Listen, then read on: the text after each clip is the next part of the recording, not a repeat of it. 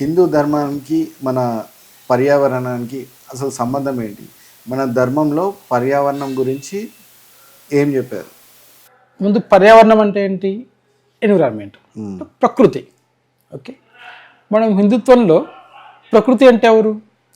Parvati Mata. Okay, అంటే ఏకంగా మనం ప్రకృతిని పార్వతీమాతతో అంత పవర్ఫుల్ గాడెస్ ఎవరైతే ఉన్నారో ఆమెని మనం ప్రకృతిగా భావిస్తున్నాం, ప్రకృతిని పార్వతీమాతగా భావిస్తున్నాం. ఓకే, అదొక్క పాయింట్ చాలు అంటే హిందుత్వం అంటే ఏంటి అని చెప్పడానికి. ఓకే, ఇంకోటి ఏంటంటే మనం విశ్వధర్మకి జయ అంటాం. అంటే మనం హిందుత్వాన్ని ఏమంటాం? మనం విశ్వధర్మము అంటాం.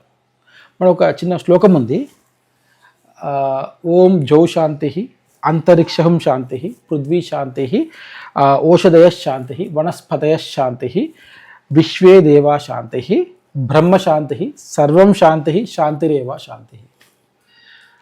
ఇక మీకు ఏమేమి వచ్చాయి చూడండి. అంతరిక్షం, అంతరిక్షం అంటే గ్లోబల్. మనం శాంతి కేవలం భారతదేశానికి శాంతి కావాలంటే విశ్వం శాంతి కావాలి. జో శాంతి, జో అంటే ఆకాశం, అంతరిక్షము దానిపైన అంటే మన గ్రహాలు ఇవన్నీ ఉంటాయి చూసారా, అది అంతరిక్షము.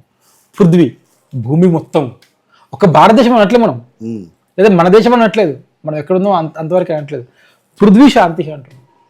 ఇలా చేసి చెప్పుకుంటూ పోతుంటే ఔషధాలు, వనస్పతులు అంటే చెట్లు, తర్వాత విశ్వేదేవ, తర్వాత బ్రహ్మ, అన్నిటికీ శాంతి కావాలి, చివరికి శాంతికి కూడా శాంతి కావాలి అని కోరుకునే ధర్మం మన హిందూ ధర్మం, సనాతన ధర్మం, హిందుత్వ, మీరు ఏదైనా పేరు చెప్పండి దానికి.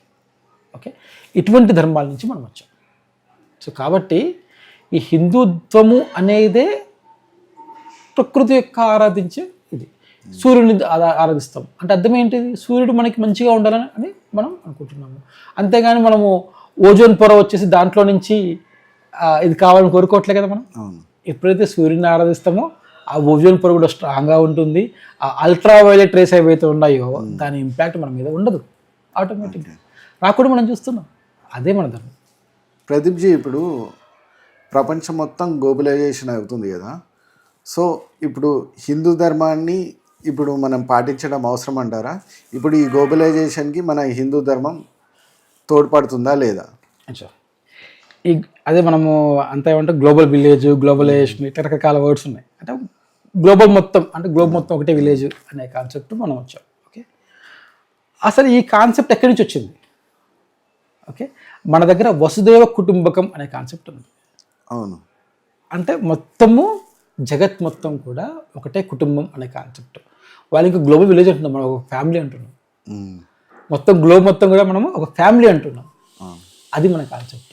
ఒక ఫ్యామిలీ అంటే ఎలా ఉండాలి? అందరూ కూడా అన్నదమ్ముల్లాగా ఉండాలి, ఆల్ కంట్రీస్ కూడా. అదే మన కాన్సెప్ట్. అంతేగాని మనం పాకిస్తాన్ లేపే పిక్చర్లో చెప్పిన అది మన కాన్సెప్ట్ కాదు అసలు. ఓకే, మనం అబ్జర్వ్ చేస్తే యుద్ధాలు వాటిల్లో కూడా మనం చాలా వరకు మన వాళ్ళు ధర్మంతో పాటించే వాళ్ళందరూ కూడా చాలా సహనంతో ఉంటారు.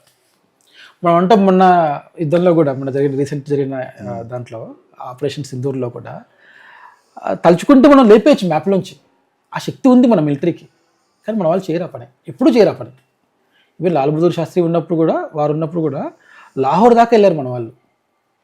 కానీ వాళ్ళు దాన్ని లేపడం కాదు, ఎందుకంటే వాళ్ళు మన వాళ్ళే. వసుదేవ కుటుంబకం అనే కాన్సెప్ట్ మంది. గ్లోబల్ విలేజ్, గ్లోబలైజేషన్ అంత కాన్సెప్ట్ మందే. అది కొత్తదేం కాదు, దాని వర్డ్ మారింది అంతే. ఈ కాన్సెప్ట్ అంతా కూడా మంది. అట్లనే ఈశావాస్య విధం సర్వం అని కూడా అంటాం మనం.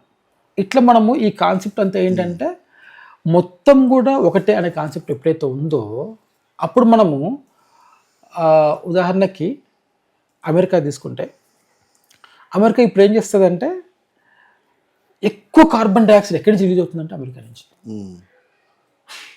వాళ్ళ దగ్గర పాపులేషన్ చాలా తక్కువ, కానీ ఈ పొల్యూషన్ చాలా ఎక్కువ వాళ్ళ దగ్గర నుంచి. అంటే చూడటానికి పొల్యూషన్ మా దగ్గర ఎక్కడుంది అంటే పొడి అంటే ఈ పొగ అది ఉన్నంత వరకు పొల్యూషన్ కాదు అది. ఓకే, సో ప్రపంచంలో one of the major polluting country ఏది అంటే యుఎస్ఏ. ఇంక్లూడింగ్ అక్కడ వాళ్ళు వాడే నాన్ వెజ్ కానీ, వాళ్ళ బీఫ్ కానీ, వాట్ ఎవర్ వాళ్ళు చేసేది అదంతా కూడా అన్నీ కూడా పొల్యూటింగ్ యాక్టివిటీస్. ఓకే, హీటర్స్ కానీ you name it, whatever they are doing that is polluting the world, polluting the nature. అది వేరే మనం ఇంత పాపులేషన్ ఉన్నా కూడా మనం చేస్తున్న పొల్యూషన్ చాలా తక్కువ కంపేర్ చేస్తే. అంటే ఈ మధ్య పెరుగుతుంది. మనం కూడా ఈ గ్లోబలైజేషన్లో మనం ఏం చేస్తున్నాం, వాళ్ళని చూసి నేర్చుకుంటున్నాం. ఆ యాంగిల్లో మనకి పెరుగుతుంది యాక్చువల్గా మనది కూడా. కానీ మనం కూడా అది మన యొక్క ధర్మాన్ని పాటిస్తే ఆటోమేటిక్గా పొల్యూషన్ తగ్గిపోతుంది. అది మనము అర్థం చేసుకోవాలి.